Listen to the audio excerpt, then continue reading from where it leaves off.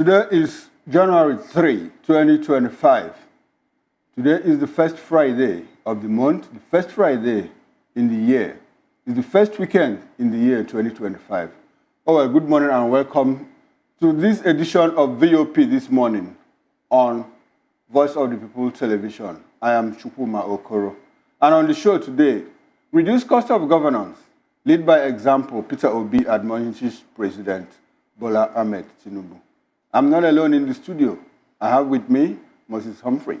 Oh, yes, of course. It's the first weekend in the year, and we're still talking about the issues in Nigeria. Lead by example, Peter Obi says. Well, another issue that we'll be touching on is that of Nigerian youths being treated with disrespect and disdain.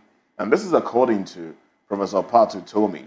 Well, some Nigerians feel this way as well, as past leaders have said they've made derogatory statements about Nigerian youth. Well, over the next 2 hours, these are the topics that we will beam our searchlight on, and we ask that you come along with us as we talk about these issues and more.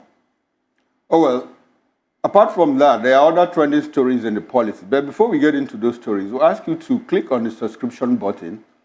On YouTube, we are Voice of the People Television, and on other social media platforms, we are at VOP TV Live. You can also check us out on our website, www.vop.ng.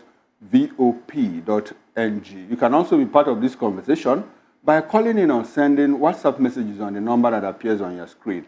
The number is 090-473-2605. I'll take that again, 090-473-2605. Now, to the first trading story. Former President Olusegun Obasanjo has recounted how the Nigerian National Petroleum Corporation, NNPC, rejected a $750 million offer by billionaire business tycoon Aliko Dangote to manage the Port Harcourt and Kaduna refineries back in 2007.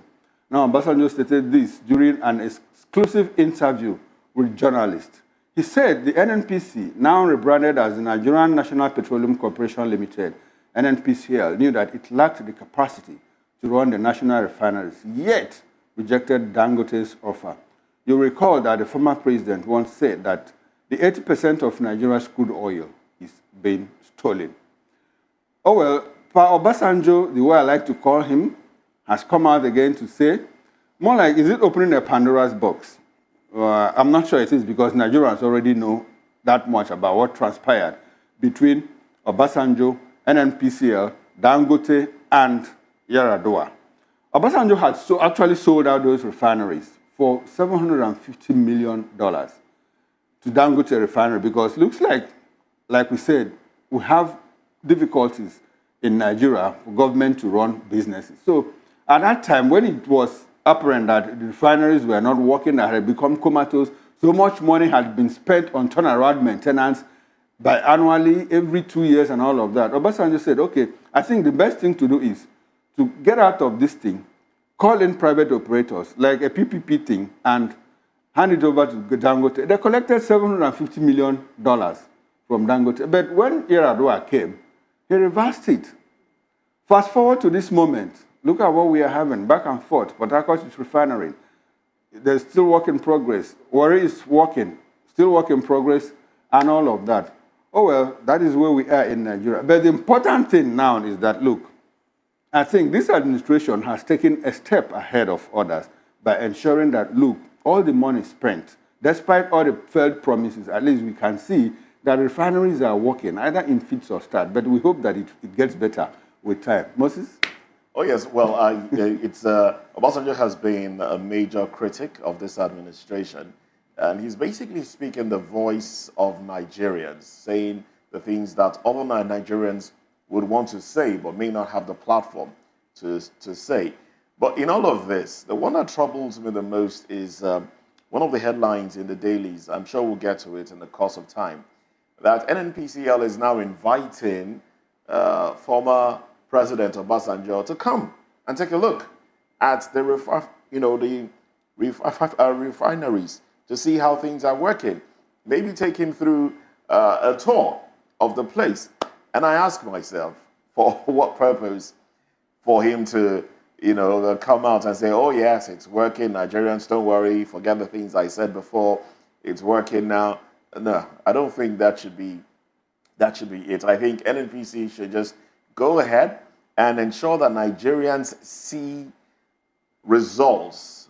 If you say you're refining, let us see the impact of that refining taking place. Let us see trucks, loaded trucks, coming out, going in and coming out. Let us see communities around at least around the area where you have the refineries. Let's see them have enough fuel. Let's see people have the products. I'm not just talking about kerosene or diesel. I'm talking PMS now. Let's see people have these things. Now, let's see the price of PMS, the pump price of PMS, come down as a result of the functional refineries in Nigeria. Then people will know that, yes. And if anybody comes out and say, oh, no, it's not working, people are like, oh, no. We know that this was what it was before. It got to this, and now it's coming down to this. So we know that, yes, it is working, and this administration is doing something. I think the point of it is that, like we are saying, why does NNPCL have to invite Obasanjo to come and see? I think they more like want to shame him. You said this thing is not going to work. It will never work. Now it is working. But holistically and in summary, I think what we see happen with the NNPCL and the refineries, if you ask me, it's mere cosmetics. It's cosmetics. Because come to think of it, the first refinery, the old refinery in Port Harcourt was built in the 60s or what? I think in 1965 or thereabout. And over time, technology has advanced. Spare parts are no longer available. And some of these materials are not shelved materials that you need to decouple, go back. Probably those molds that were used to produce those things, you need to go back in time to feed them out and all of those things. So it takes a little while. That is why we seem to have those refineries work in fits and starts. They load in the gantry, they load 6 today, and we hear it is 60, another day we hear it's 600, and it comes back to 6 and all of that. And like you said, the communities, are they seeing these things? Is there fear?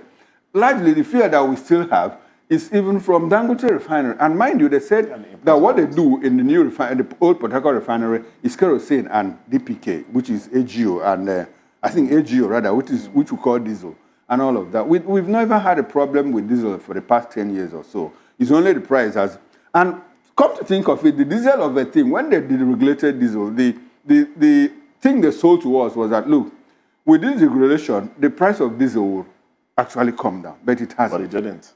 Up until this moment, it hasn't. So when people talk about regulation and all of that, I think it's just about piecemeal. The price is dropping in piecemeal. I want to see a situation where Nigerians will go back to buying fuel at, if not 220, 250, 300. But I'm afraid it might be a very long call. Oh, well, about equipment, they've been maintenance works carried out, 1.5 billion naira put into fixing up the. No. Moses, to be very honest, I'm not sure there were maintenance works. That's why I said those things were cosmetics. I like to go by what they have said. I said, as a young graduate, I actually started my career as, my public relations career with an oil servicing company. And we had companies, we were involved in turnaround maintenance, and I discovered that there was nothing that was being turned around. So when you talk about maintenance and all those monies, NNPC maintains full officialdom of staff from managing director, executive director, general managers up until the lowest cadre. Doing absolutely nothing. Sometimes they even sponsor them. We go overseas for trainings and all of that. To do what? So NNPCL comes to tell you we made 3.7 trillion naira, and now we use 1.7 trillion naira for overhead costs and salaries and all of that. Meanwhile, they are owing 6.8 trillion naira to creditors that gave them fear upfront and all of that. So what do you make out of that? Like I said, personally, I see it as just being cosmetics. But let's see how far this administration can drive the progress that we need to have an NNPCL. Well, let's see how far. All right, well, another conversation is that of the People's Democratic Party, PDP. They voiced strong criticism of President Bola Tinubu's 2025 New Year's Day address, asserting that it highlights stark lack of hope under his administration. Well, National Publicity Secretary Debo Olugunagba described the speech as self-serving and disconnected from the acute challenges faced by Nigerians, including rising fuel prices, hunger, and a struggling productive sector.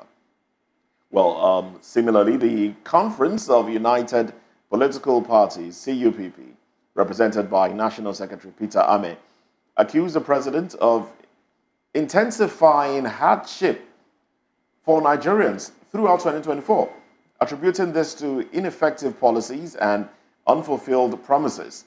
Now, both groups expressed disappointment at the absence of a clear and actionable vision in the address, reflecting a growing call for accountability and meaningful governance in the nation.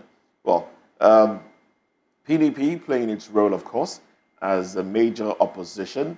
I wonder where the Labour Party is. Labour Party isn't basically speaking up, except for if Peter Obi speaks up, and then, because he's linked to Labour Party.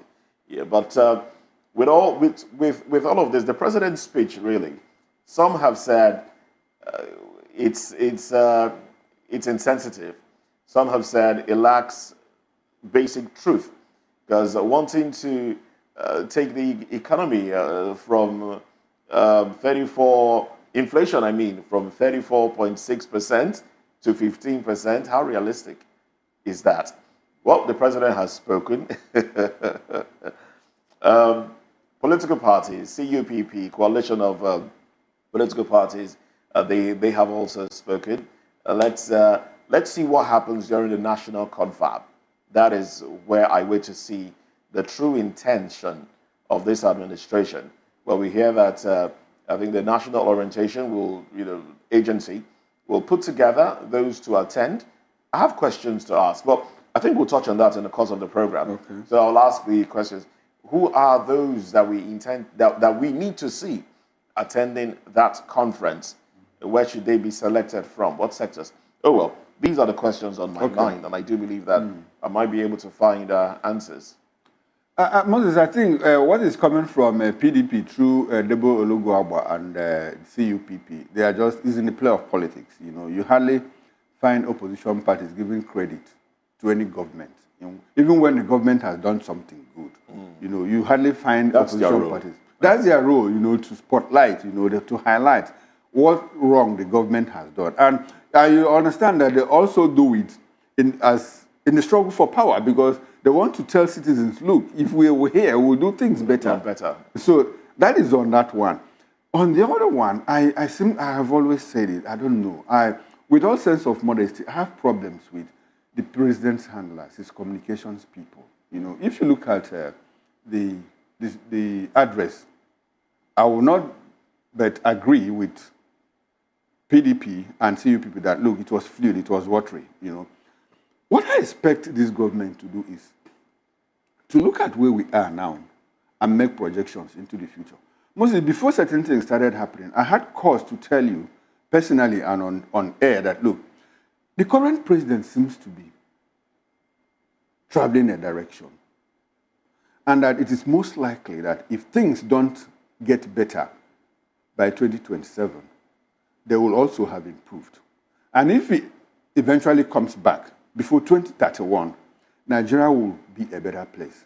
But his handlers are unable to capture these things. And I can cite instances of what the president seems to have done right and what he has done wrong too.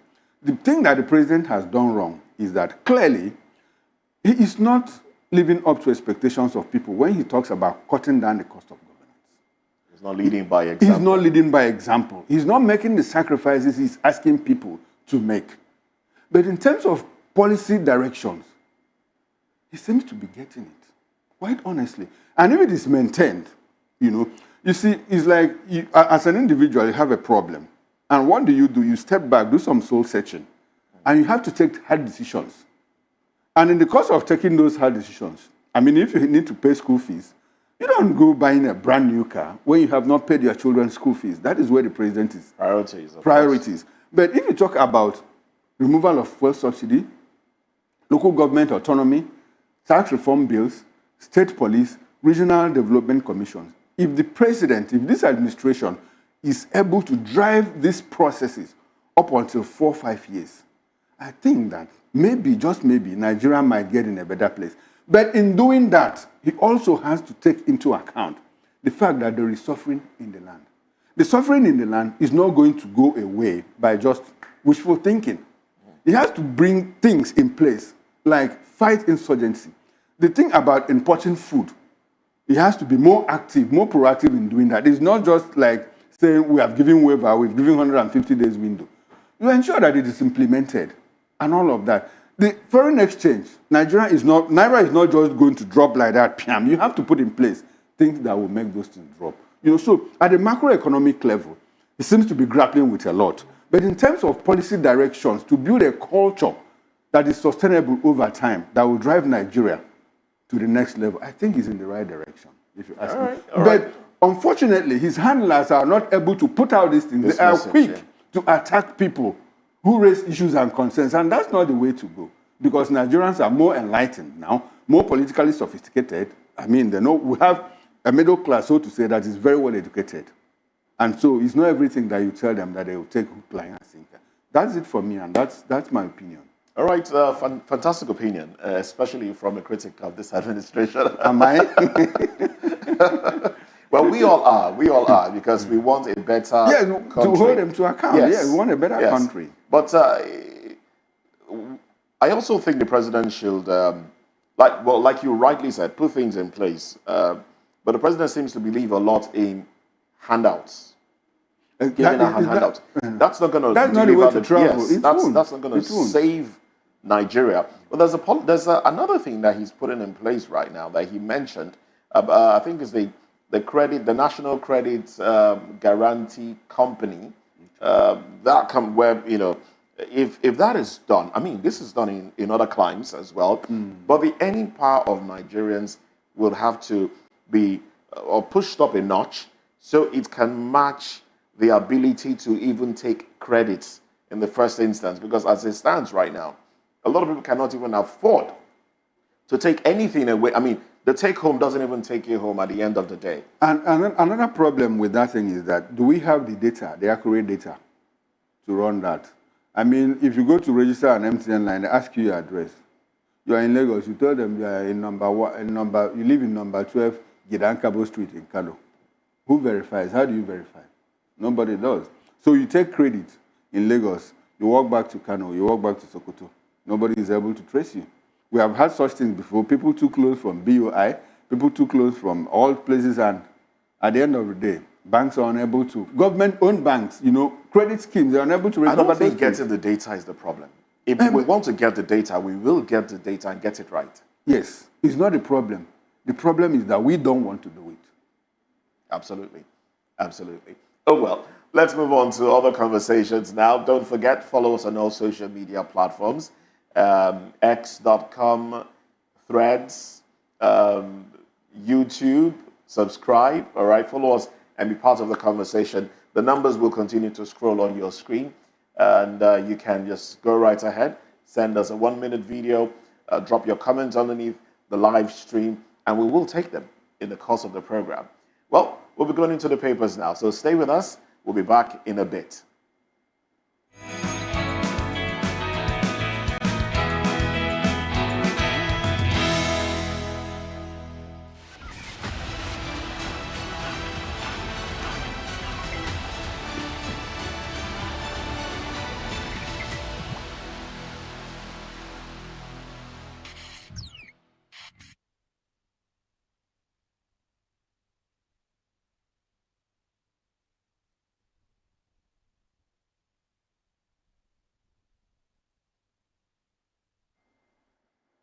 All right, thanks for joining us again. Now let's get into the papers now. We do have the Daily Trust, the Guardian newspaper, the Punch as well, and a few others. Let me start off with the Guardian newspaper with its very hilarious picture on the cover page of the Guardian. There, the president is saying riding an elephant, and with what's that now? A binoculars, and the caption, "Endure, I see light ahead." Okay. Well, anyway, the banner headline on the Guardian reads, 2025, Nigerians long for rewards of economic reforms. That's a big story that can be found in pages 4 and 5 the paper. FG rolls out initiatives, targets food security. Obasanjo NNPC differ on return of Warri, Port Harcourt refineries. Kalu advocates economic competition among states. Account for Oyo LG funds since 2019, APC tells Makinde. And 2027, opposition plotting new party to defeat Tinubu, says Lukman. That's what politics is, isn't it? And then we also have telcos seek 100% tariff hike amid pushback. Kalu advocates, yes, I think I've taken that one. And then the bottom strip headline there, Niger Delta stakeholders write Tinubu insist oil blocks allocation illegal. Well, these are the headlines on the cover page of the Guardian newspaper. Okay. Let's move over quickly to the Daily Trust newspaper with the banner headline. Food crisis 5 months after FG yet to implement duty waiver. And we have the window headlines. Wike allocates 10 billion naira for rent, furniture to Akpabio, Abbas, 2 others. Obasanjo and NPCL disagree over refineries.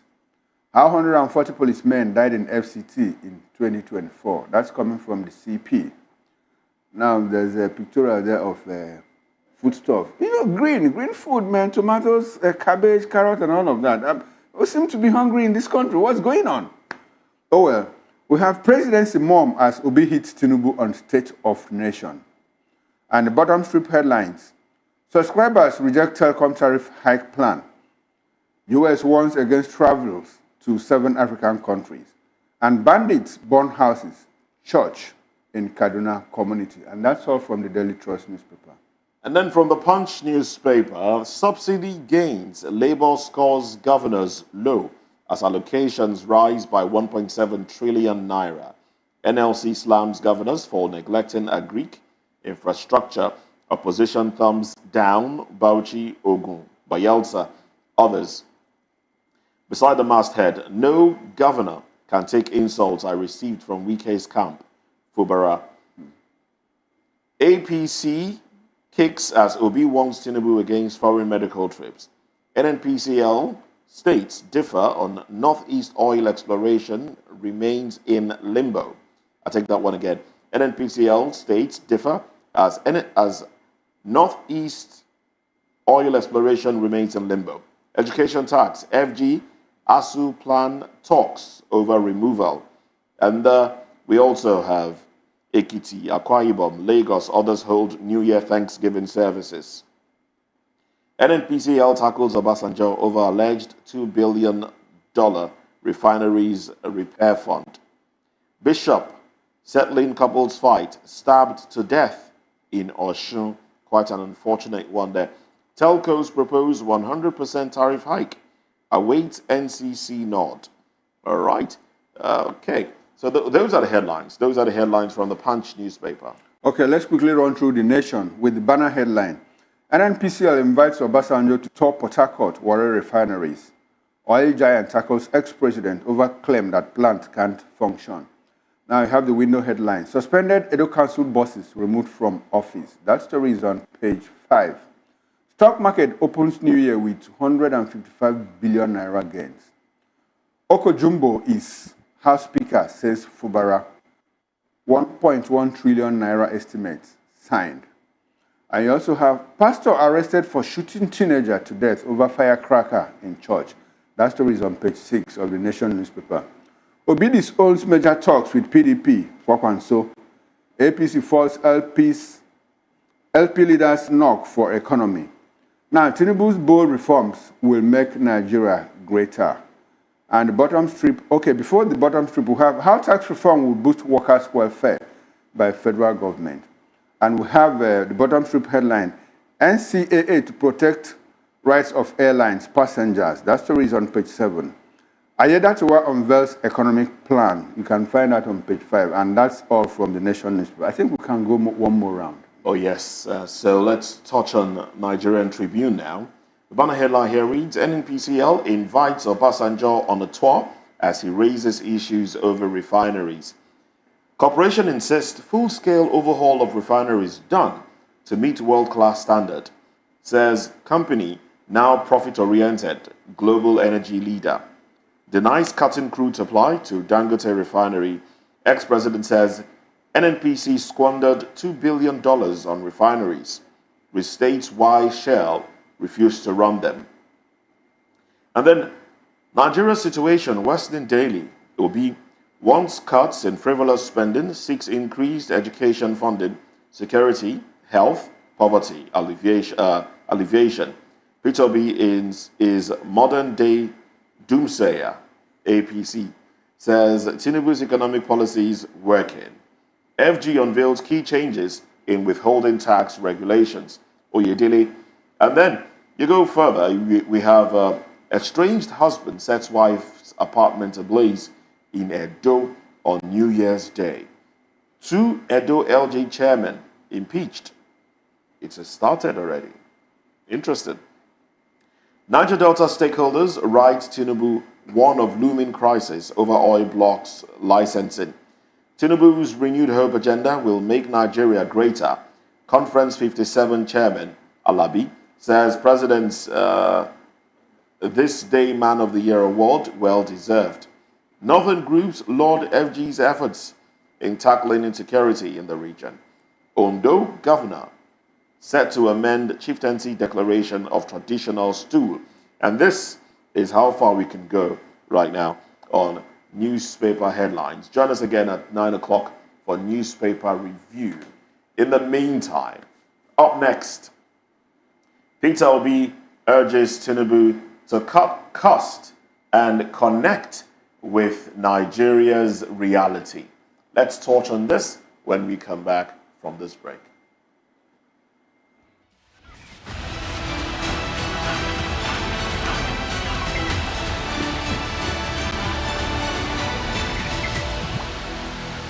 From the views on the street, we go to bed empty hunger, to the blaring horns of a hustling city, the loudest voices of the common man got a medium to be heard. This particular administration, they were coming unprepared. It's not a bad thing to renovate the president's lodge. Through top-notch programming, unbiased reportage of news, sports, business, entertainment, and cultural documentaries, Voice of the People 90.3 FM became a symbol for 21st century media.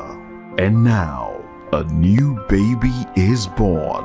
Voice of the People Television, VOP TV, youthful, full of vigor and penchant for excellence in the continent's media space, exposing the wrongs, applauding the rights, dissecting the news without fear or favor, through factual and accurate stories and contents. Corruption kills 3 things that makes a society. Representing the interests of the people and giving them a voice. Voice of the People TV is here to stay towards building a fair society.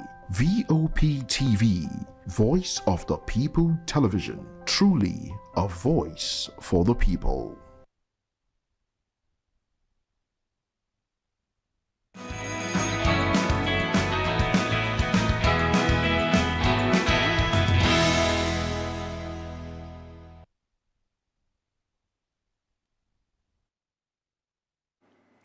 All right, welcome back and thanks for staying with us. And if you are just joining us, this is VOP this morning on Voice of the People Television.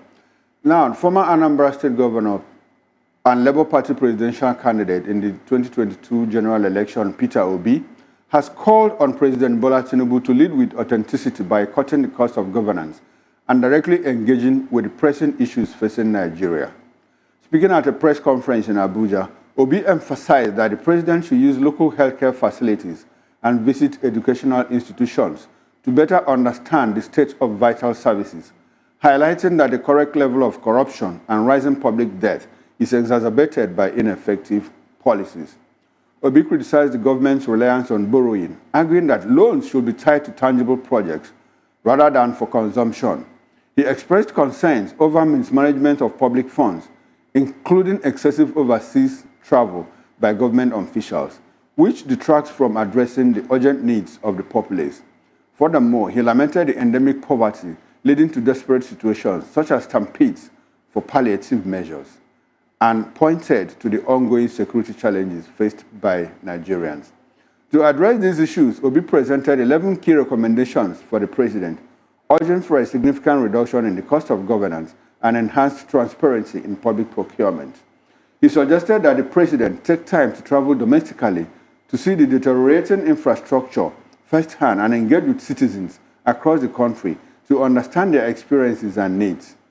Emphasizing the need for exemplary leadership, Obi concluded that it is critical for President Tinubu to make a concerted effort to reconnect with the people he serves, thereby promoting a more responsive and responsible governance approach.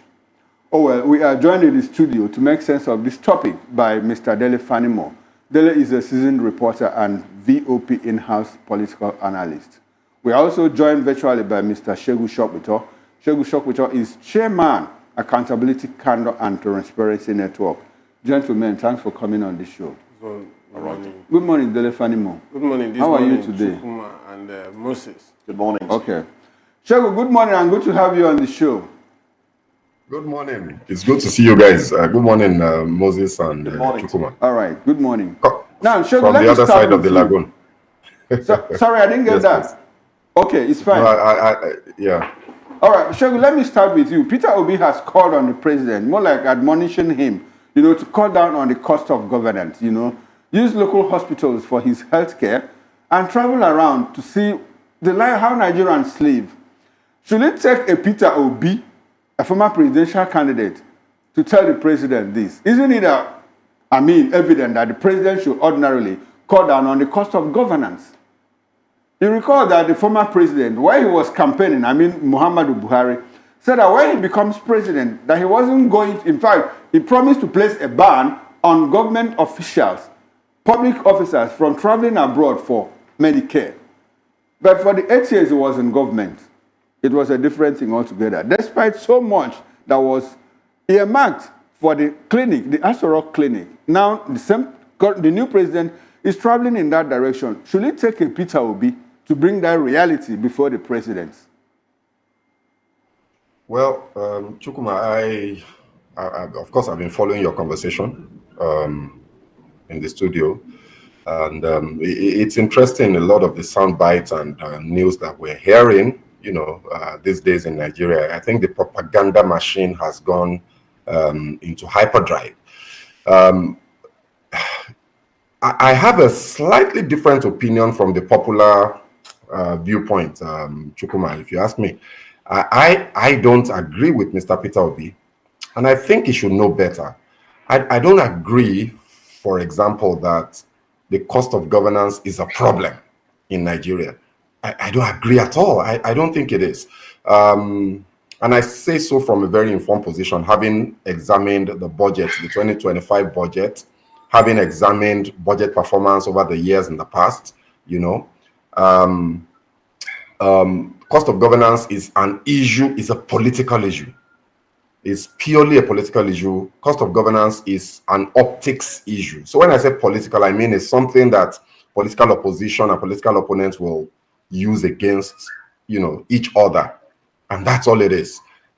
In terms of optics, I absolutely agree that the optics do not look good. For a president, just leadership is by example. So from that perspective, absolutely, the president should not even need to be told, if not for the kind of personality that he has, the kind of person he is. He is somebody who is, I always use the word braggadocious. He is somebody who likes to be grand, who likes to speak, like an emperor, like somebody who knows it all and who is all-seeing and all-intelligent and all-wise, and who tries to exude confidence that he knows exactly what he's doing at any point in time. But these things are far from being true on the evidence of what we're now seeing in the country.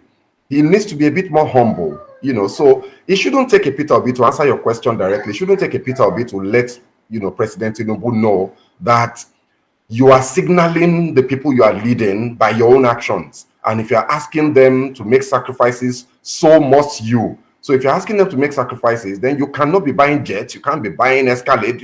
That vehicle looks imposing and, it looks expensive, and it is 1 billion naira for one vehicle, right? And all the other things, perks of office that we know that the president, rolls around with. Okay. But the point, Chukuma, is that our problem is not cost of governance. Our problem is a lack of visionary governance. Our problem is a lack of purpose and direction in policy, in action, in implementation. Those are the real problems that we have. And I have evidence, from the budget. So we can leave it at that. All right, Shegu, let me stay with you because it's a bit confusing when you say that cost of governance is not the issue, where you have multiple amounts of money earmarked for a certain set of people every year, year on year. Like for this year, we have 2 billion naira that will be used to purchase vehicles for the president's special assistants. We have a 9.4 billion naira that's been earmarked for travels and refreshments for the president and the vice president. We have a bloated cabinet, 48 in all, and we have computers getting allocation. We have travels, monies located for travels, refreshments, and all of that. And you don't think that those monies could better, be directed to things like healthcare, like education, and all of that. So when you say that the cost of governance doesn't seem to be the problem, I'd like you to expatiate more on that so that the average listener at home will have a firm grasp of what you are talking about. Thank you, Chukuma. I am so delighted that you have allowed me to do this. Look, Nigerians need to stop following the things that politicians say. The average politician is not thinking about you. The average politician is saying the things he's saying because he wants to get into office. And you yourself, you made that point earlier, talking about, it's all about power grab and the next election for these politicians. So when they talk about cost of governance, they want you to focus on that because it sounds bad. The real problem is that we are not spending enough money and we're not spending in the right sectors. Look at the budget. The reason I say cost of governance is not a problem is if you look at the budget, what is the total allocation to the National Assembly? Chukuma, it's 400 and something billion. What is the total to the total allocation to the presidency? It's less than a billion naira. It's less than a trillion. It's somewhere in the 500, 600 billion or thereabouts as well. Combine the allocations to the executive, the legislature, and the judiciary put together, it's less than 2% of the entire budgetary spend of the country. 2%. So that can't be our problem.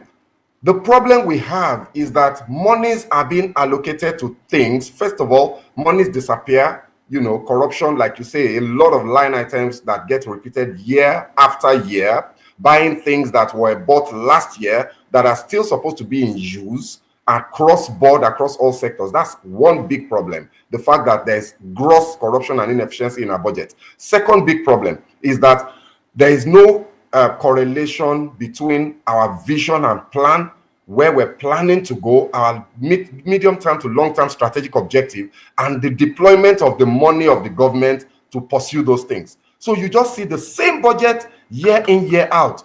And targeted allocation to defense, always about the same percentage. Allocation to health and education, always about the same percentage, around 5%. 5-point-something percent, 6-point-something percent. Defense, about 15%. Guess what the largest allocation in this year's budget is?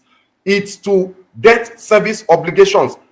38% of our budget is going into repaying old debt. That is our problem, Chukuma. Not the convoy of Mr. President Tinubu, not the renovation of houses and whatever else they're doing, that comes out as cost of governance. The real problem is that we are not deploying resources productively in a manner that would generate the kind of prosperity that we desperately need. We need to fix electricity. How much is the allocation of this?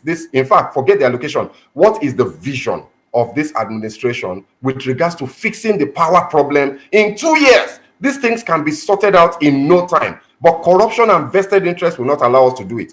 Those are the real problems, not cost of governance. Let's stop talking about things that are, we're talking about eczema when we have cancer killing us. That's the point I'm trying to make. All right then. Well, thank you very much for your session there. But let me bring you to the studio now. We have Dele Fanimo, Well, the president, in his New Year Day speech, a lot of Nigerians felt he was not he didn't show empathy with what Nigerians have been going through in the past 18 months. But some of the Nigerians feel, yes, the policies seem to be working. It will just take some time for it to come to fruition. Do you think Nigerians are largely impatient with the president, as he said, look, give me time, this will work? Well, he couldn't have thought about Nigerians being impatient, after all, because we have seen past administrations make promises that are never fulfilled, and we just on this vicious circle, running without movement. And so if anybody comes around to tell you now that, look, what I'm doing, I'm busy cooking in the kitchen, you can perceive the aroma, but the food is late in coming, there's no way you will not get impatient. And so, for good reasons. But then if you're perceiving the aroma, let's use that illustration now. But what somebody takes the food from the kitchen to another place. No, but you have hope that, okay, it will get to you. It's like attending a party. You're seated and the food keeps going. You know that, okay, fine, it's going to get to me one day. But do you think Nigerians are perceiving the actualization of a better country going by the policies so far? You see, not many people are given to the fact that what is being pushed out in terms of policy is likely to turn into prosperity, as we call it, for Nigerians. Because, see, we have gotten to a stage in this country that there is a large measure of distrust between the governed and the government. So sometimes when you talk, but you see, for me personally, from what I have seen, I can see that government is making efforts in the right direction. And I've always said one thing: we are not bereft of policies. We are not bereft of ideas. We are not bereft of thinking through policies. But the problem is implementation. No matter how beautiful a policy is, if those who are going to implement it turns it round the negative way, it's as good as not having that policy at all. For instance, look at the discordant tune that has greeted the tax bills. Almost 90% of those who criticize or shoot down this bill have not even seen the bill, not to talk of reading. Well, I was going to take you there. In the course of time. You understand? We towards the end of 2024, we had different political office holders, political interest come out to say, look, this will work, this may not work. We align ourselves with the tax reforms. Some will say no. But then in 2025, just at the onset of the year, the northern elite have come out and said, look, we are not going to align with the president's tax reforms bills. Does that seem like a political stance? Or is there more that may not meet the eye of the common man? You see, if I tell you that I don't like you as a person, I should be able to explain to the other person that, look, this is why I don't like Moses. It becomes petty if I say I don't like Moses and I cannot defend the reason why I don't like Moses. If you are telling me you don't want this bill, you should tell me why you don't want this bill. You see that it's going to injure the interest of the North as a whole? Is it going to injure the interest of the political class in the North? Is it going to injure the geographical space called the North? you should be able to tell me that VAT, as presently constituted, favors me. But if this bill sails through, it's not going to favor me anymore. And I don't have IGR to shore up the deficit of not having my way in terms of distribution of VAT. And then I'll be able to tell you, look, yes, you said VAT. If we distribute VAT proceeds the way it should be done, using the federal system of government, then it will rather not favor you because you don't consume some of these items. Okay. And if you don't consume it, why should you partake of the proceed? So most of these things, they know that it's difficult. Most of these people that are shooting down these bills, they know that it's difficult when you begin to dissect it. Okay, so it's just political statements and for political correctness within their space to look good. Okay, then. Now let me go back to Shegun now. Now, Mr. Peter Obi said something. He said, look, the president should drive around the country. He should see things for himself. He said the president should use hospitals in Nigeria and not travel abroad to treat himself. But we saw what happened. Let's go back in time slightly. In December 2023, the president drove around Lagos. That was a few months, less than 6 months after he came into power. He was in a convoy, very large convoy. Nigerians talked about it, and then he had to approve some sort of reduction. But he drove around Lagos. He drove around Eko, and Nigerians were yelling, shouting, screaming, "We're hungry." We saw that happen. Palliatives were issued in the course of 2024. And then December 2024 as well, we saw a different scenario where people were not even shouting anymore, probably because they had lost energy to shout. But then we saw a group of people lined up in front of the president's, where he resides. And they were there to see what they could collect. Is the president tone deaf? That's my question, really. I mean, look, that's a question. It's a matter of opinion. You can't. That question, I think, is Nigerians that can answer it. Is the president tone deaf? Because it would appear as though he is. Going by the responses that he's given. For example, one of the most offensive things that I found in the media chat that he had was when he said he had no regrets with the policies that he has implemented. You may have no regrets with the policy itself, but surely you regret the impacts and the effect it's having on the Nigerian people that you lead. And the evidence of good leadership is in the outcomes of that leadership on the people that follow you. So if you are implementing policies that will bring about good on the long run, but the people that are following you are dead before the long run arrives, what have you gained? So for me, the asking that if the president is tone deaf is like asking if there is a sun and a moon in the sky. It's obvious for everybody to see the man he's not exuding, a persona that cares. He's not showing by his utterances, by his disposition, by his body language that he cares about the feelings of Nigerians, And yes, his convoys may have reduced in numbers, but it's still a large convoy. They're not necessary. So for me, I think that the president really, really needs to do better with how he communicates with the people that he's leading. You can't keep saying that I see light at the end of the tunnel. But right now, the tunnel is pitch black. Nobody can see anything. You've got to address what we are going through today before you start talking about getting to the light at the end of that tunnel. All right, Shegu, let me stay with you. Shegu, there's something I want to do now. I want to put out like 4, 5, 6 policies of this administration.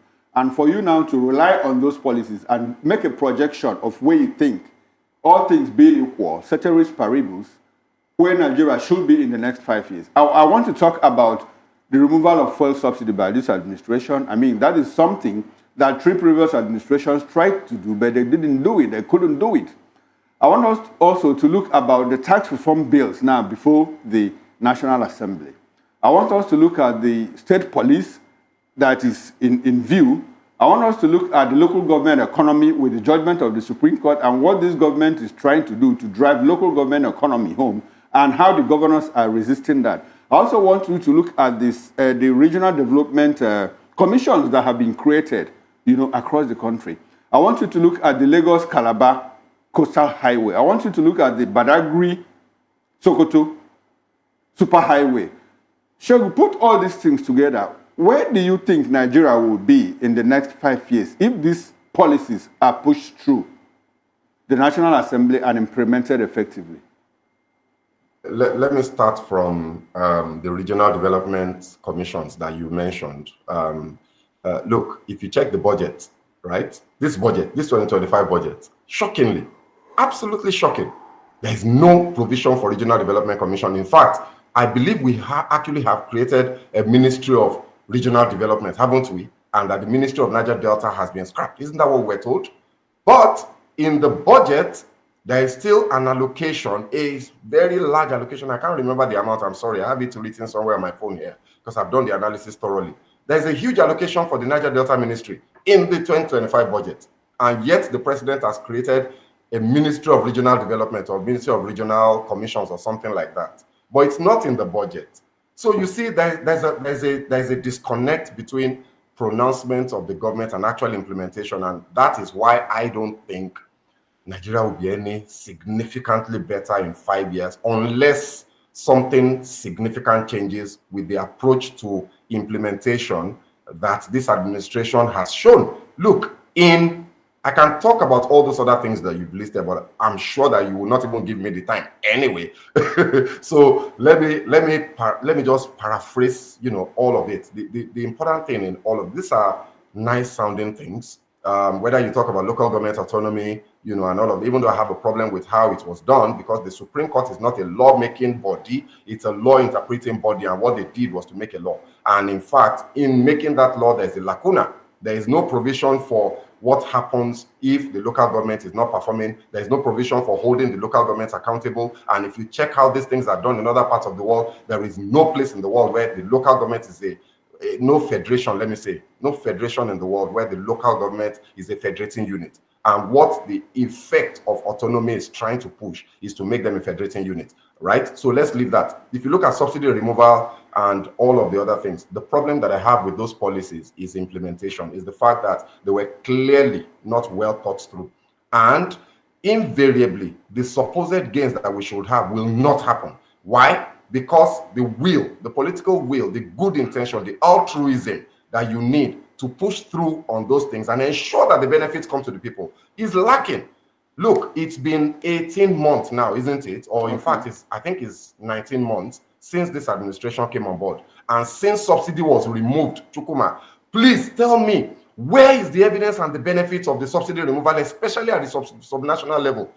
The allocations to all of the federating units have doubled. They've doubled literally, right? Where is that money going? Should we be holding the president? Should we hold the president responsible for how the subnationals manage those money? Yes, he is the president. He is the president. He cannot absolve himself of the obligation and responsibility of leading the country. Those states are still part of Nigeria. Are they federations on their own?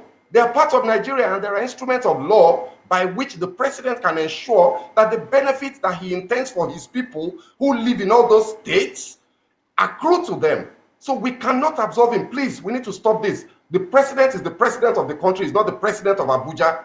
He's not the president of Lagos. He's the president of the Federal Republic of Nigeria. The states are states within the Federal Republic. And at the end of the day, the buck stops at his desk. So yes, we should hold him accountable. So when you are implementing the subsidy removal, you have to understand the political terrain. You have to understand that the states are also independent in their own way, in quote, the governors are chief executive, and ensure that there is a mechanism that compels them to deploy those monies to productive activities that will bring quick and immediate gains to your people. You have to look at the quick wins, you have to look at the low-hanging fruit, then you have to look at consistent execution of the long-term benefits that you want to see. Okay. There is none of this is being, done. You can't see any All right. evidence of this, and you are now saying that in 5 years' time, where do we think Nigeria will be? I'm sorry, I may be a pessimist, but I don't see any significant change. What we're going to see is incremental progress that we have been having just by virtue of the fact that we run a democracy. Democracy is a system that improves itself anyway over time. So we will see some improvement, but we're not going to see any major change. All right, good. Segun, thank you very much for your take. Please do stay with us because I will still come back to you. Now, let me come back to the studio before going to Bini.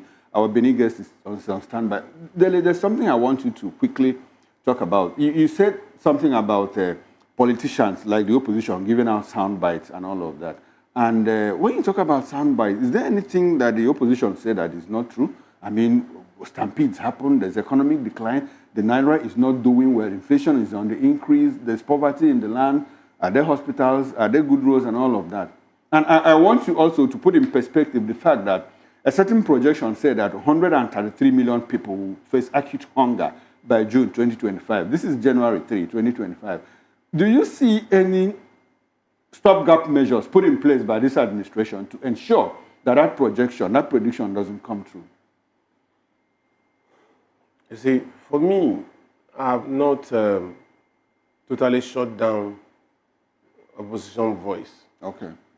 On issues of governance, issues of level of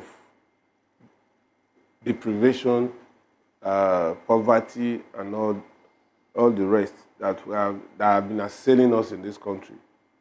You see, I was on a show yesterday and I said that of all these people that have been talking, the only person that I consider credible enough with that moral standing that could criticize is the presidential candidate of Labour Party in the last election. Are you looking at the message or the messenger? Sometimes I look at the message. I want you to look at the message. No, if you want me to look at the message and I'm not looking at the messenger, then I'll be doing myself that disservice of amnesia. Because if you have gone through a road and you see spikes on that road and you are not able to pick it, and somebody runs into that road and there's a flat tire, you don't have any moral justification to say, why did you ply this road? Didn't you see spikes?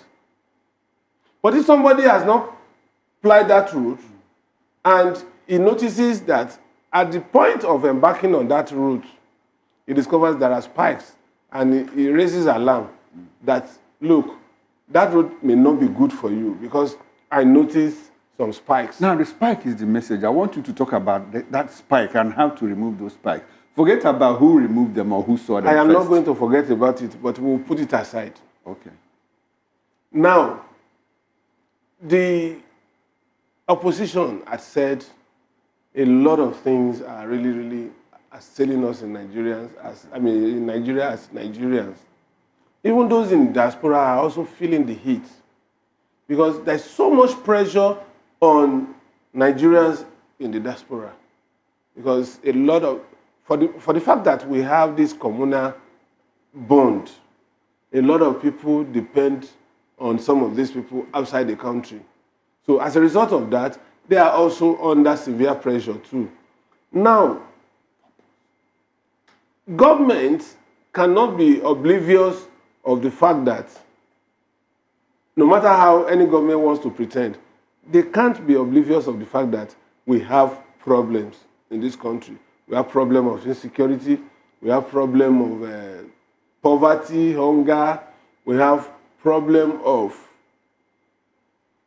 deficit in production, and even the budget is not looking too good for production. We have all that. But one thing I always want to see is when you open up this Pandora box, tell us how we can tame what comes out of this box. Okay. And most of these people that have been talking about what is contained in this box have not been able to tell us how we can address some of these problems. And so, for me, the cost-cutting device that has been pushed before the current government is in the right direction. We need to cut cost of governance. As a matter of fact, I don't feel comfortable when our overhead recurrent is bigger than our capital votes in any budget. Okay. It doesn't show a steady upward swing in our quest to arrest the current situation and move forward. Because it is only when we are productive that we can solve all these problems. Okay. And I want government to address that area and focus on it. Yes, some of these policies are there, some of these policies look good on paper, but we need to see the implementation. We should have a timeline within which some of these things will crystallize. And if we don't have such timelines and we keep hoping against hope, that hopeless may turn out to be hopeless at the long run. All right, then, thank you very much. Now let's go to Edo State, where I guess Purpose Osawaye is standing by. Purpose, good morning to you. Well, Purpose Osawaye is Executive Director, Smiles Africa International Youth Development Initiative. And he has a great smile on his face as well. You know, the name just aligns. Well, good to have you join the conversation this morning. Now, I want to take you from this perspective now. Last year, we'll have to go back in time, you know, go back and forth, do the time travel thing. Last year, January last year, there was this slogan on social media, and Nigerians were, it was no grief for anybody. I don't know if you remember it. There was that slogan, no grief for anybody. It was what it was largely talked about, in fact. But this year, Nigerians seem to be quiet. Do you think Nigerians have been cowed or beaten to humility by the policies or maybe the hunger in the land? What are your thoughts, really?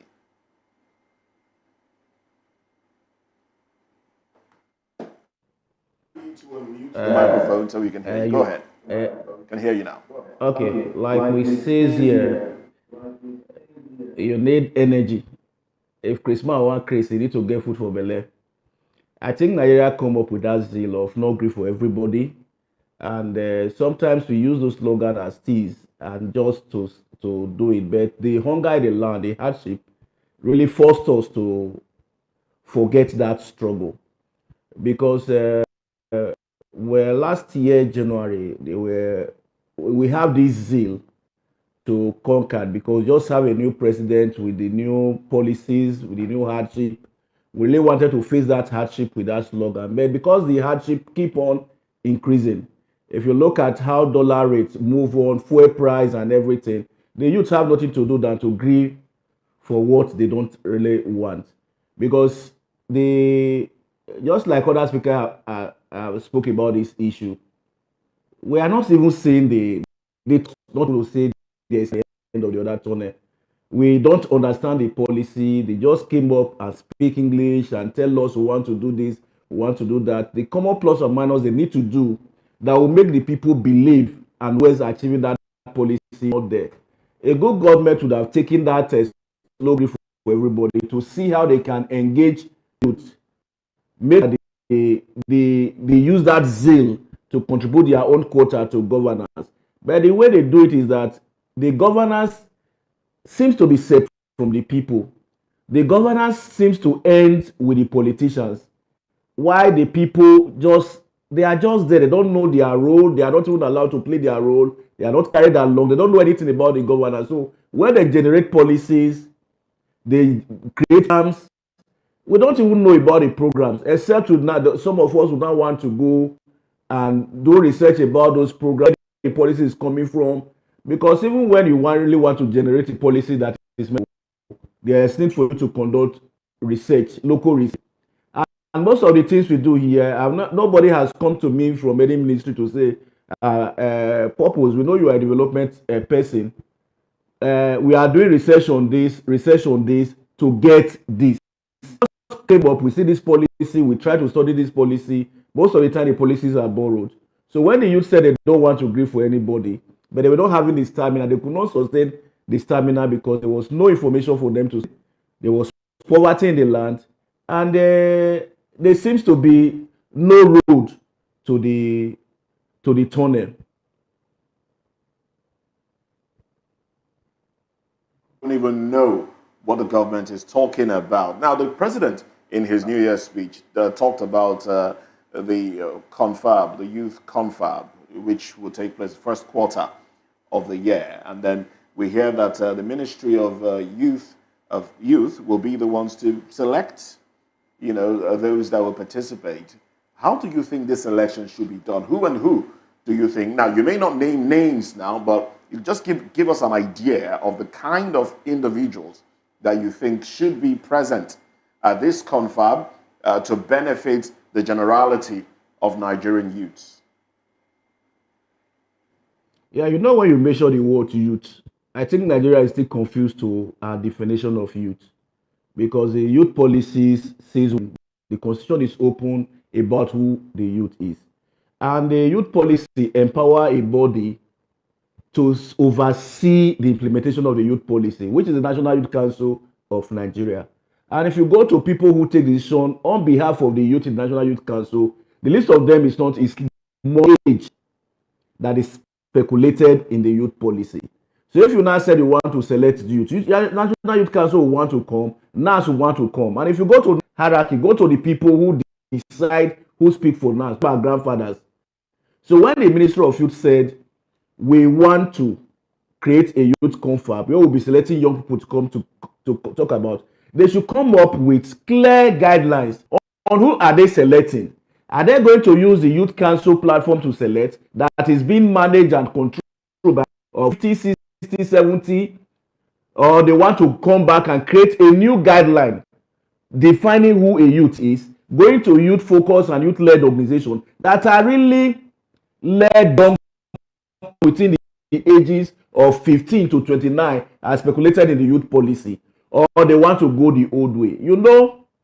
Confab like the opportunity for empowerment. The political people who want to drag some space, the other who want to drag some place. At the end, the youth that will be in that confab will not be up to 10%.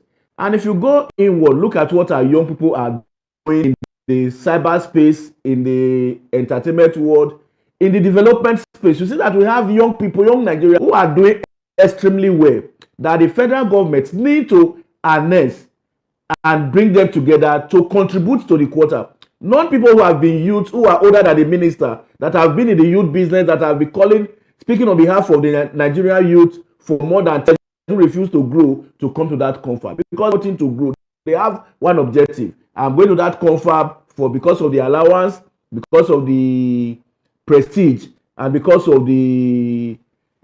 it is my birthright, because I have labored for this body, the National Youth Council of Nigeria, or Nigerian Association of Nigerian Students. We need to start defining role. I think the Ministry of Youth need to evaluate and monitor those youth shows and begin to create space for young people. Like I said in one place, youth are going into the platform created for them to develop has been hijacked by people who refuse to grow. Just go to all the youth council in the 36 states. Look at how they are managed. Look at who take decision about them. You see that the people who take, they are not youth. Even if they are youth, they are not youth inclined. They are not development inclined. They don't know what it means to make a contribution into development. They are just used to, yes, they are from the care wing who hijack themselves into the platform. The platform as a mechanism to organize for their benefit. I might see the Youth Council of Nigeria, who is supposed to be the umbrella body, as empowered by the youth policy, come out to say this is what Nigeria youth are facing.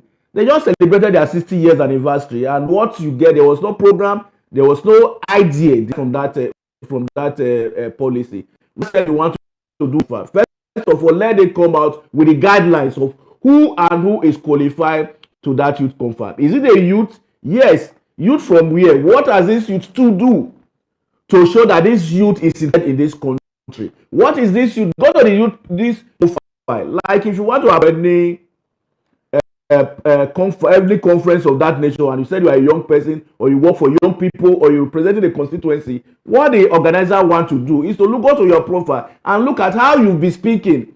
Look at even your comments that you are making. They are looking at it. Oh, this person said this so and so time. This person cannot call himself a young person or a youth development activist and be saying this thing, because this word is contradictory to what these persons believe. When you bring this together, you select these young persons, you come out with the best result. There was Africa some years ago about 30 something youth from Nigeria to discuss the future, and they come up 4 roadways. And if you look at those 4 roads that they come up with, everything is happening now. It was just like a prophecy. If young people can come out and that time, if like this, we can get to this place.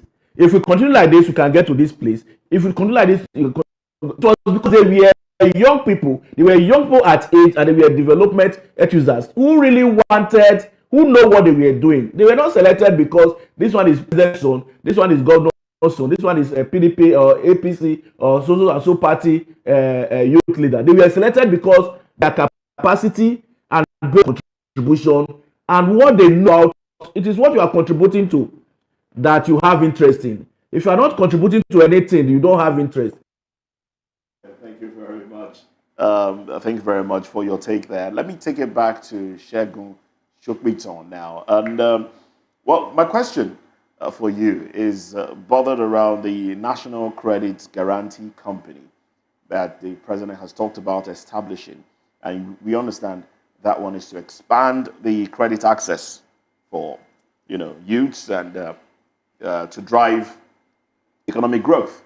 Now, do you think Nigeria is ripe for such a company, the Credit Guarantee Company? Do we have accurate data to drive such an initiative?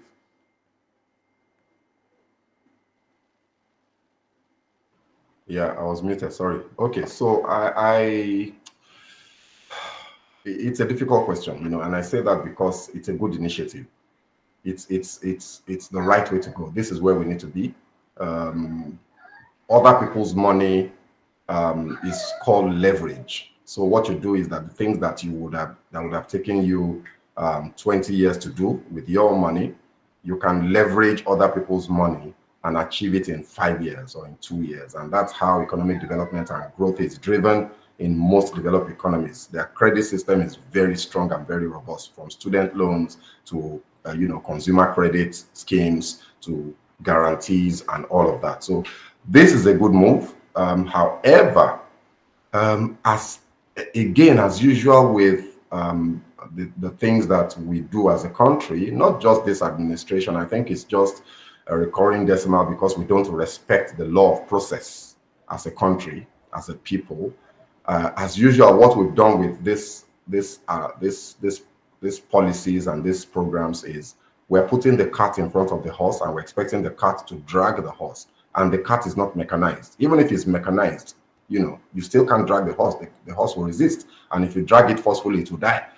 So the things that need to be on ground are not.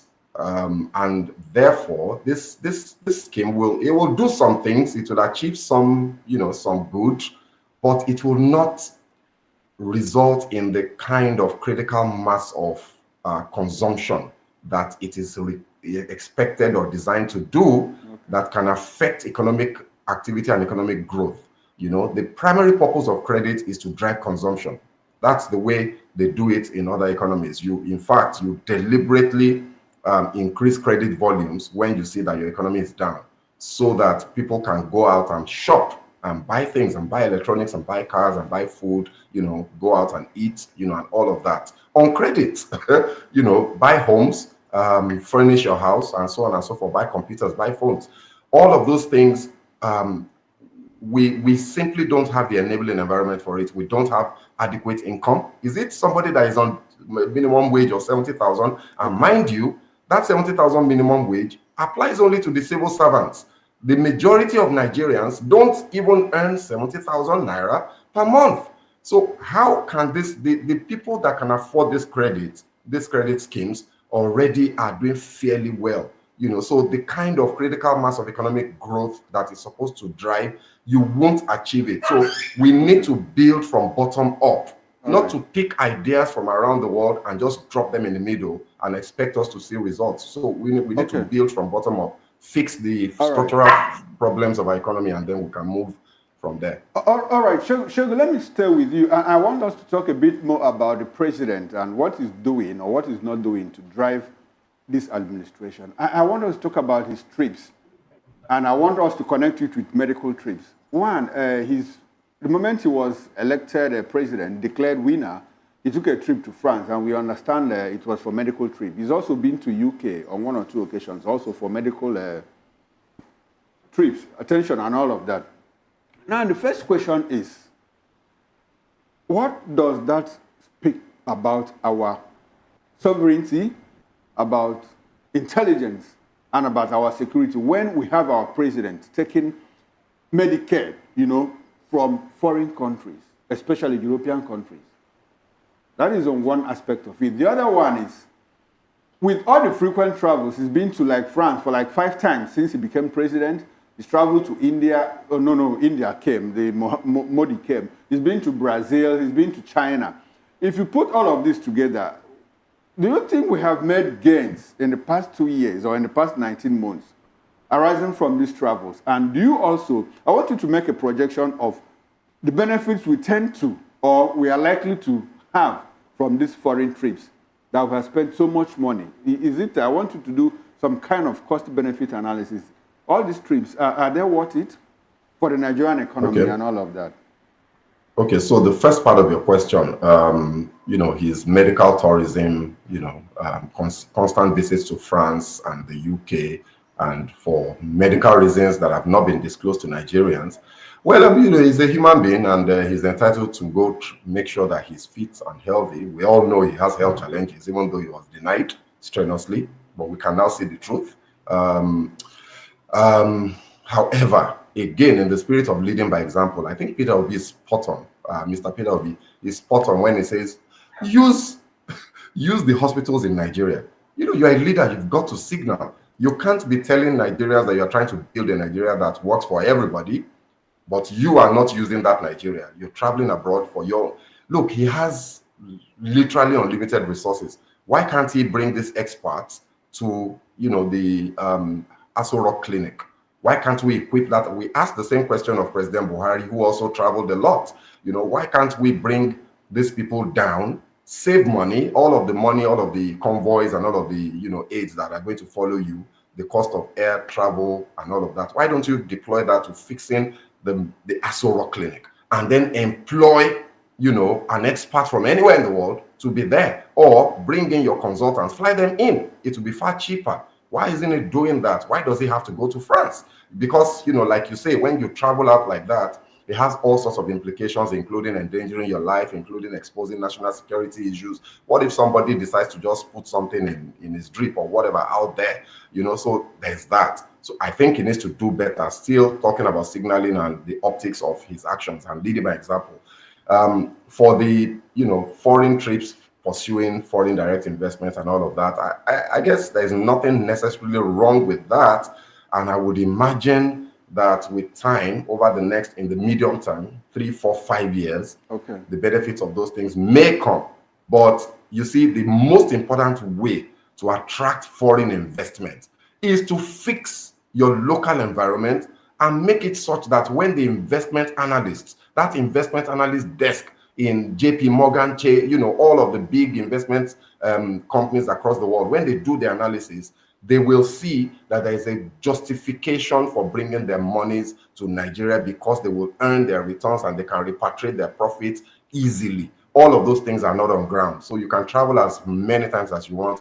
The real monies will not come in the kind of volumes that we need, that will impact economic growth, that will impact exchange rates. Okay. So that, you know, so we need to, we need to fix our country first. Yeah. All right. Can we have your concluding thoughts, because we need to move on to the second topic of discussion? Quick one. Yeah. So I think the president needs to change his approach. I think he needs to be more sensitive to the way he responds to Nigerian issues. I think he has to be more empathetic. He needs to show that he cares. He needs to be more kind, even if it is not his natural, you know, person. He needs to develop a framework around himself, including his advisors and his handlers, that will help him communicate better to Nigerians. Right now, he's not doing well at all with optics and communication, both by action and by words. He needs to do better, and I think I would leave it at that. All right then. Well, we're going into well. Let's take your. If you have a few other things to say, let's have your thoughts now on some of the things shared so far. Well, the summary of what we have been saying is let government match words with action. Let's begin to see changes. For instance, if I wake up tomorrow and fuel price drop to as low as 600 for a start, it will gladden my heart, because I know that a slice of what I would have spent on fuel to travel would come down and more money to my pocket. For instance, if I wake up in February and I see brand new buses that will take me from Ibadan to Lagos for less than 3,000 naira or 3,000 or thereabout, I know that I don't need to bring my car all the way from Ibadan to Lagos. I can connect to my office from Mushodi with less than 200 naira. More money to my pocket. Then I know that government is taking care of me. And that's what Nigerians want to see. It's not just rhetoric. It's not just data. We want to see government in action. And if we are not seeing government in action, we'll continue to hold them accountable for our problems. All right then. So it's not just motivational speaking that Nigerians require. We want to see action. All right, let's go to Albini Station now, where Purpose is standing by. Let's have your thoughts as well before we go on to the next conversation. Go ahead. I think the press to look around and check working with him if they are giving him feel of the people. I feel just like matching words with action. Let's look for solution to our local.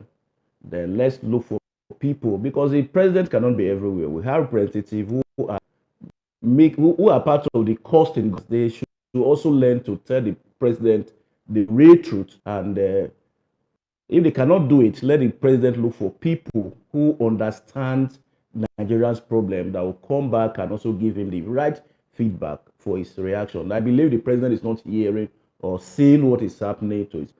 Whatever the president is saying is based on what his aides are briefing him. If they are telling the president everything is well and he doesn't have the opportunity for himself, he believes he's doing well. That is why there is need for the president to, even there is need for us to look into how these presidential aides, the ministers, the advisors, how they are selected. If they are selected party patronage or they are selected to represent the people. I think when we start facing that, the president will have the real feel of what is on ground. Well, let's go to another conversation now. We'll take a break. When we come back, Professor Utomi has criticized the federal government as Senator Ojus Okalu urges patience with Tinubu's policies. Well, let's look at the policies when we come back from this break.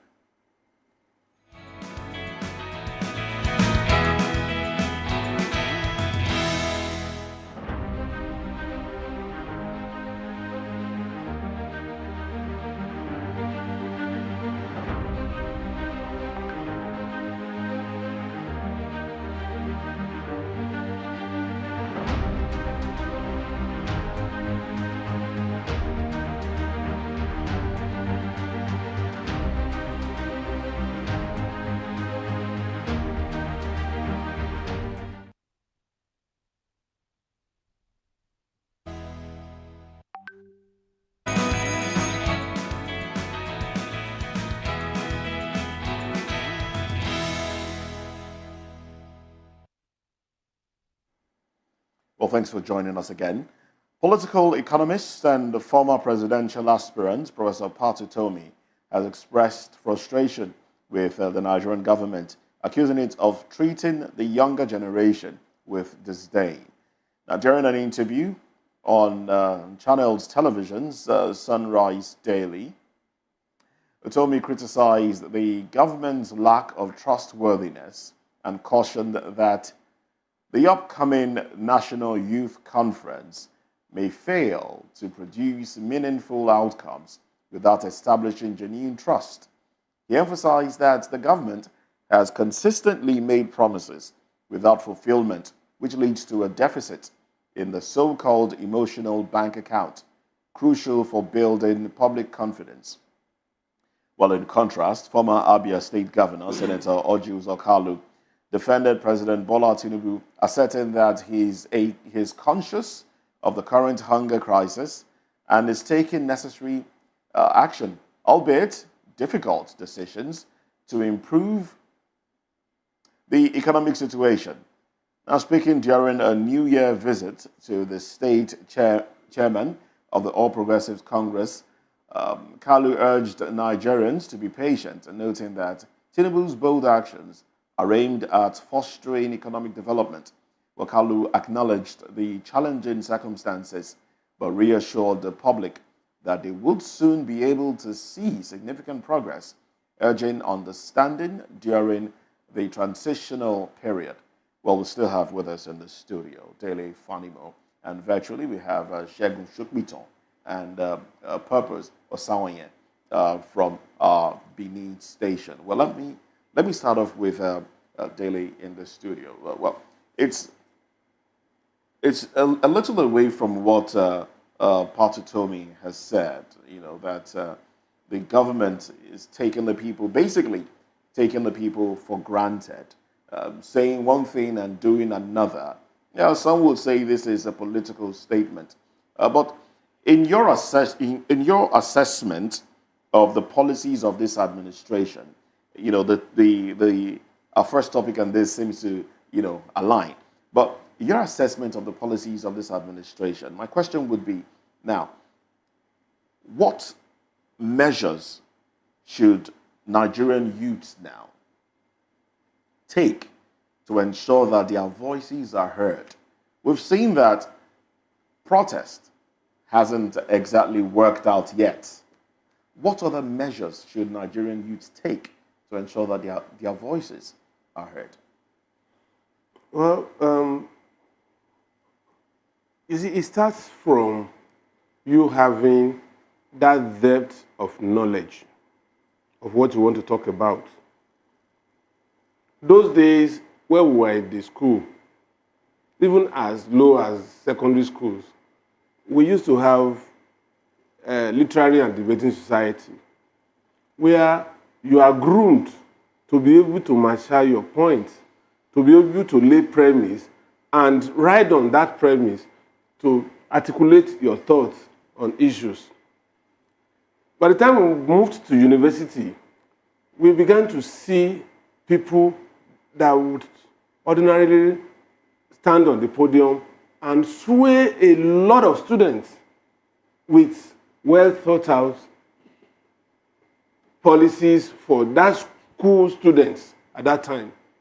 And these are people that left school and became good politicians. So, but what do you have today? Students hardly pass schools to the extent that they can't even articulate their thoughts in most cases. Students who live off campus doing yahoo with so much affluence, who pays lecturers to pass, who have retinue of aides. Are you putting some of these things on the students, on the youth themselves? No. Seeing that no, most what of I'm it trying are to encouraged lay, by the I'm trying to lay a premise. Okay. You know, when you have these sort of people growing up, how much preparation have they made to take over from those of us that are aging already? I tell people that if we have the kind of fervor, the kind of grit, the kind of energy we put into journalism when we started, some of us would have been thrown out of this business before now. But unfortunately, people don't have successors, and it permits all spheres of life. Now, coming straight to that question, how much of engagement do our youth in our various constituencies have with political leaders? The only point of contact is when they go there during festive period, they give them money, they give them clothes. Some of them are bought Okada, some of them are bought, Now, somebody who knows that anytime you come around to him, you want one thing or the other, he is comfortable because you're not going to put him to task. Nigerian youth should begin to start by engaging their representatives, either in the legislative arm or in the executive arm. Imagine if on this festive occasion, a senator knows that when he's coming to his constituency, that youths are prepared to ask him, sir, this is the 14th month of this administration. Now, what have you been able to do to represent us? And what have you articulated to push before the National Assembly on matters that border on our welfare and progress? Then that legislator will sit tight and begin to make laws that will benefit these youths. Now, the governor will organize jamboree. Everybody will go there, eat, wine and dine, dance, and go home. But if the youth decide to say, on this occasion, sir, we are no longer interested in your rice, we are not interested in your Okada. Now, tell us, this allocation in the last 1 year has increased and even more than doubled. Now, we can't see the impact of this allocation. Can you tell us in concrete terms what you have done with this money? And what are you going to do with the money that is coming next year? That governor will prepare himself. But what we do now is we complain, we cry. The only point of contact between government and the governed is the media today. Civil society is almost going into oblivion. And so, the youth should now begin to galvanize themselves. And that's why I quarrel with this removal of history for a period of about 15 years until it was returned recently. Now, our youth don't even have that strong connect between the past and the present to shape the future. Okay. And it's a worrisome thing. So, rather than saying, we don't agree, we don't agree. For instance, during that bad governance protest, you needed not go after governors. There are some governors that are doing well in their states. Why should you visit the scene of the federal government on a governor that is doing well in the state? For instance, in spite of what has been happening in Borno, we see that this man, Zulum, had been trying in that state. So if you now take a protest to Zulum's domain, you are not being fair to him. Okay. But imagine if what happened in South Korea the other day, if we do that in Nigeria today, if our youth occupy the National Assembly and say, we want end to bad governance, these are the impediments. And that means you are bringing yourself out armed with enough information to be able to tackle these people and say, sir, you are the right person who can amend this part of the Constitution that is tying us down. And we are not practicing federalism until you come back to this National Assembly. While others are occupying your constituency in your state, here in National Assembly, you must legislate over these matters and ensure that we get out of the woods. Okay, a lot of things will change. What the youth that went to government house, state governors' offices was practically to ask the governors, to relay their message to the president. They don't need that. No, I mean, that's their own track. That's the track they use. But it's just the tradition. Must you maintain the status quo when it's not working for you? No, I said that is the track they use. Yes. I'm just telling you. I know. Now, let's move a bit away from that. Like, you practically believe that that the youths have not done well, by holding the government to account. Yes. Okay, but I also do know that any preceding or any society where the preceding generation does better than the successive generation, that means that the generation is not that country is not doing well. That society is not doing well. And that is practically practically that is what has happened. So will you still blame the youths when it is a fact that the leaders of today didn't pass the baton to the youths? Is it the youth's problem, or should it be a problem of the current leadership? I mean, leaders from independence. It's taking power a la carte. Okay, now the same youths you say shouldn't have gone to the governors to complain. No. You see, what I'm saying is, I'm not saying the youth shouldn't have gone to the governor, but what they are going to achieve going to the governors may not be as much as, because at the heart of this problem we have in this country is the laws that guide our processes. I've also heard you several times say that, look, why don't we take the beam away from the presidency and put it on the subnationals? You have said that several times. I've said that several times. So why is on it the a premise, problem? listen, on the premise of the fact that there is so much money coming to the states and they are not being accounted for. And if you follow me through in this analysis that I just made, I said governors should also be accountable to the people as to how much they have received from the allocation, federal allocation, and to what end have they deployed these funds. Okay, so is there anything wrong in the youth holding them to account on that? No, on the account of the money they got and how they spent it, they can hold them to account. But at national level, if we have problems assailing us as a result of a wobbled constitutional provision, it doesn't rest with the governors. All right. It rests with the National Assembly. All right, then. Let's bring Mr. Shopito into this conversation. Shegu, good to have you once again. Thanks for having me. I'm here. All right. Now, I'll move away from the youth conference or whatever. I want to talk about what happens in society. I mean, like, let me take Nigeria, for instance. A lot of people, Nigerians are complaining, and it's palpable. You can feel it. It's evident that there is hunger in the land, that things are not working out. But there are some people that don't seem to agree with what is going on. They said, no, the president is in the right direction, give him time, let's be more patient and all of that. They asked us to be patient with Buhari. We exerted all the patience we have. We exhausted all the patience we had with Buhari. Now, Tinubu came in, within 6 months, they said we should give him patience, we should give him time, we should be patient with him.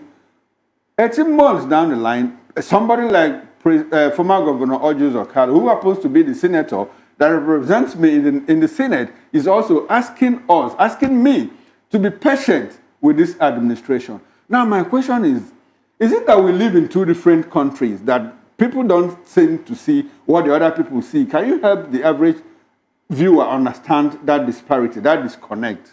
Why is it that some people see something good while others don't see the same thing?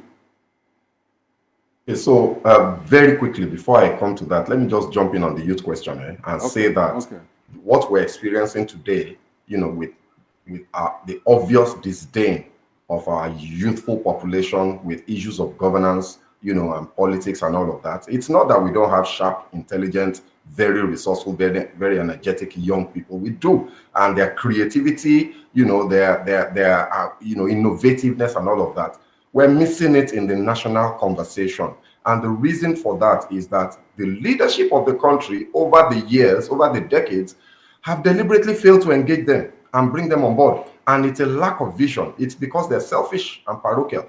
If you are thinking about the goodwill and the good of the country in the long run, in 30 years, 50 years, you will be deliberate about bringing on board your young, youthful population with all of the energy and all of the innovativeness, and you'll be deploying all of that to the national development question. So for me, the youths are not interested, and you can see that all around you. They have decided to devote their time and energies to other things that make them happy, to other things that make them grow personally, and they're just moving on with their lives. And that's our reality, sadly. So somebody needs to come to change that narrative. Unless somebody comes, they won't engage.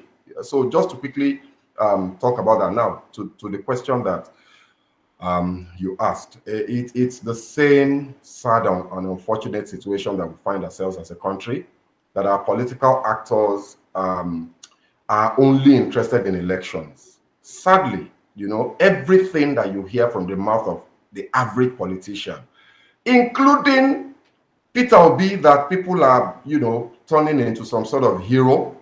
I mean, I respect the man, don't get me wrong, but I think it's important that we position what these guys say properly, that we posit what they say properly. It's politics. It's about the next elections. When Ojius Okalu is saying be patient, and like you say, a lot of people are saying be patient, give him time. Okay, when he was 1 month into office, they said be patient, and I thought, okay, yeah, it's true, even though in my opinion, the way a man lands will tell you how he's going to run, right? The way he starts to walk will tell you how he's going to run. And you can cast your gaze across the Atlantic and look at Donald Trump.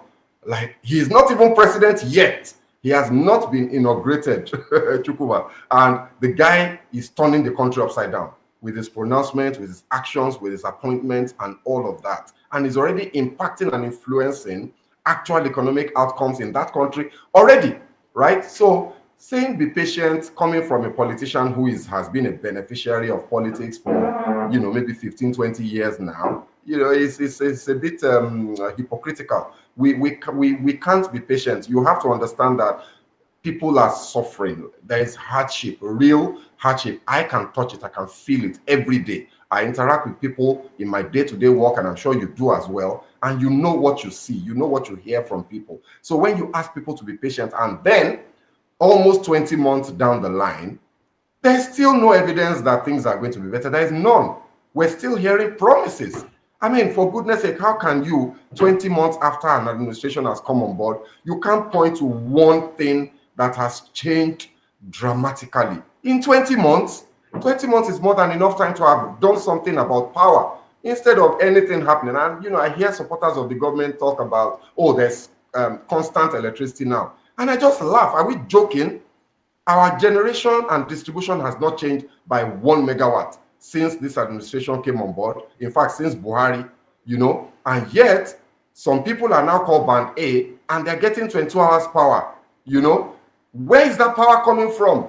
We're channeling it from people that can't afford to pay for it in the minds of the policymaker to the people that they think can afford to pay for it, throwing the rest of the country into darkness, throwing the productive population into darkness, forcing them to use petrol that they're buying at 1,100. It makes no sense, So we have been patient for a long time. We've been patient for 40 years, 50 years of our lives. There is no time for patience anymore. The president needs to show that he can achieve things that are impactful, meaningful, in good time. How long did it take President Obasanjo to create GSM? Chukwuma. Obasanjo came on board, and he was elected in 1999. By 2001, GSM networks had been switched on. Just think about that for a second. Let that sink in. All of the bid process happened in 2000. Immediately as he came on board in 1999, by 2000, we already had the bid rounds from all over the world, for our GSM spectrum. And here we are, 25 years later, you can see the impact that has had on the entire economy. New industries have been created. New sectors in our GDP and in our economy have been created. So if this president really meant, business, by now, electricity, which I think is the next frontier that we need to fix, would have experienced a significant jump. So asking us for patience now from politicians that are living fat off the taxpayers' money, for me, is disingenuous. We are not, with the time for patience has passed. We want action, and we want it now. All right, then. Thank you very much. Now, let's go over to Benin now, where Purpose is standing by. Well, Purpose, thanks for staying. Thanks for staying with us on the program. Now, on the issue of patience and, coming from leaders of the country asking Nigerian youth to be patient, we saw what happened last year, where people were aggrieved and decided to speak up in the form of protesting. Do you foresee another of such in the country if things continue the way they are going? Do you foresee another sort of uprising in Nigeria? First of all, the patients that asked us to be patient. I had opportunity to create an industrial for Nigeria. I have a make a state that will be rich in Nigeria. And he asked patient. They are patient now. And if you go to the state coming from, you see that the government is starting from afresh. Some landmark, because what we call is landmark achievement is landmark because the government do see the people see that as a landmark. When we talk about young people, when we talk about youth, first let us define youth are represented in this government. In any government want to do, they have youth representative there. Are these person, are they young people? Are they representing the youth? And if you look at the end poverty protest, the end poverty is youth oriented. People who want to make noise about it. That is why at the time the government come in, they were the first time the young people test mic when they express their grievances was NSAS. And that NSAS tells the government the power of these people, that at the time they are not interested in they are not interested in these governors, this government, the government will have no place to go. That was why the NSAS protest propelled young people to come into government. They participate actively in the politics in the last election, but they were disappointed. First, the young people we are talking about now, the real Nigerian youth, they are not interested in politics. They are not interested in governance because they see that their parents were the one providing what government was supposed to provide for them for themselves. Like government was supposed to provide a generator. Their parents were electricity. Their parents were buying generator to give them light. Government was supposed to for security. Their government were paying vigilante to provide security. And they have seen that there is no government, so they don't believe in this government. They have decided to go their own way to their own government. That is why they lose interest and they concentrate on the environment. Look at what is happening in the environment. They copy the environment and they master it and they go into social vices, which is now making them not even, most of them are not even feeling of what the normal youth are facing. So when these youth are able to come together and organize, you see that all of us who don't have a place to run to. Unless the government take advantage and start getting these people on board, start tapping into their wealth of experience.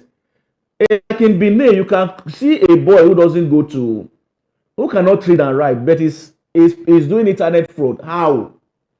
So that means there are some intelligence that this youth have that we are not even harnessing. So the young people we're talking about, if we really want to say, let us bring young people on board, let the federal government and the government define who a youth is in Nigeria. I keep saying that we have done any review. I think surprised today that we don't have our constitution did not. We have different documents with nation of youth. But leader in the community to the youth leader in the political party. I don't want to mention them. We have somebody who has been a youth leader in PDP, Jonathan. Does it mean that the person is not? We have space for youth. The youth that the government are engaging with are not the real of the youth people. Are people who are taking that as an office or as an entitlement. But when we now define who is and we now start. All right. Okay. Well, we do understand that we're having a bit of a problem with the quality of the audio there. But we do appreciate you for your time and your thoughts. Now, I would have asked for your concluding thoughts in general, but I don't know if we can take that, if the audio will allow us to take that in 1 minute. Yeah. Comparatively, I think the government should come tell us who a youth is. So that, I'm a youth before, now I'm no longer a youth. Know who a youth and create mechanism to engage people. There's no bad youth. There's no good Nigerian youth. It's just a level of classify them like that. Let government create to identify their youth and their needs. No matter how you gather them, begin to put them on board, let to participate. They'll be able to, the major problem that we are saying is unsolvable now because these youths, they have enough energy and the intellect to contribute to a meaningful country, a meaningful Nigeria that they want to see. But we must first of all make them believe that this Nigeria is for them and is for us, not for a few, not for a few political. Osayi, Executive Director, Smiles Africa International Youth Development Initiative. Well, thank you for joining us on the program today.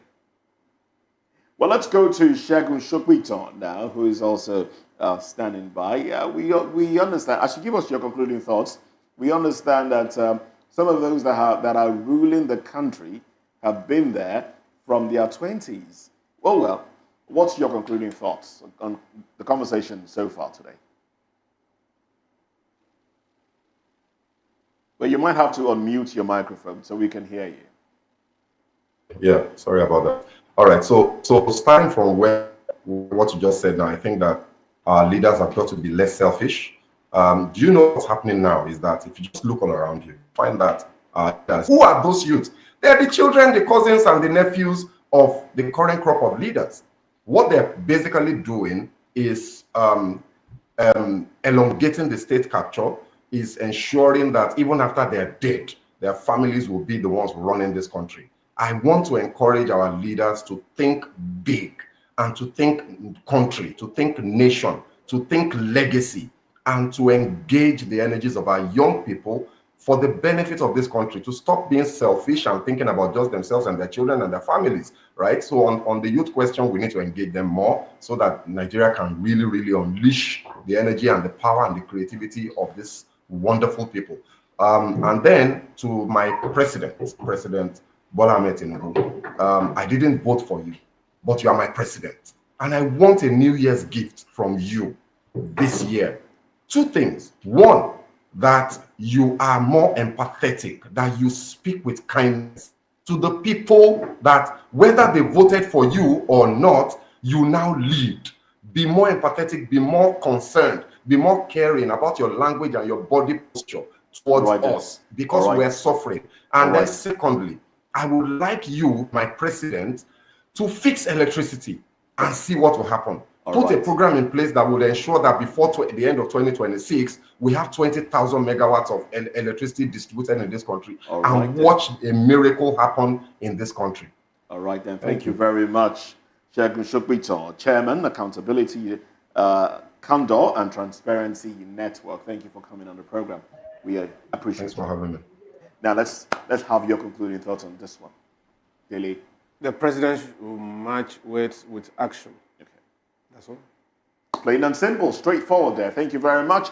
Dele Fanimo is a seasoned reporter and a public affairs commentator and also VOP in-house analyst. Well, we appreciate you for your time and your thoughts. It's always my pleasure. Well, newspaper review comes up next, but in the meantime, I am Moses Humphrey saying thanks for joining here. Thanks for joining. Thanks for being on the show. Do have yourself a beautiful time. Bye for now. And I am Chukwuma Okoro. Enjoy the rest of your weekend and thanks for coming on this show. Bye for now.